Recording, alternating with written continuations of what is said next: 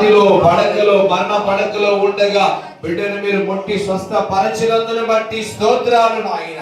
యేసు నామములో తనకైన 8 లక్షల అప్పు యేసు నామములో తీరిపోవును గాక.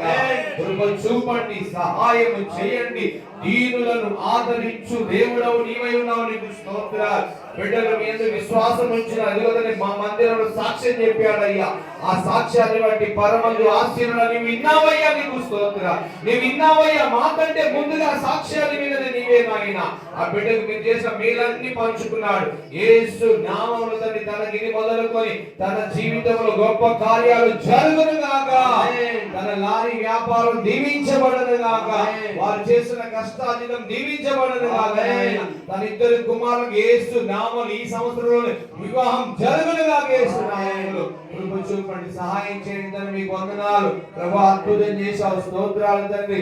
ఇక ఏ రోజు కూడా ఏ వ్యాధి ఏ అనారోగ్యం ఆ బిడ్డ శరీరాన్ని తగలకుండా యేసు నామ సంపూర్ణ స్వస్థత కలుగును గాక.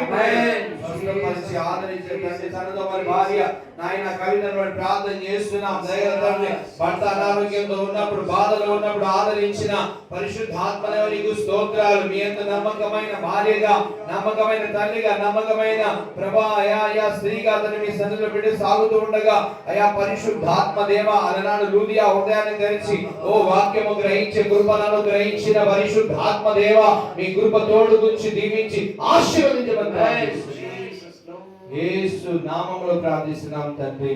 ఆమేన్. ఆమేన్.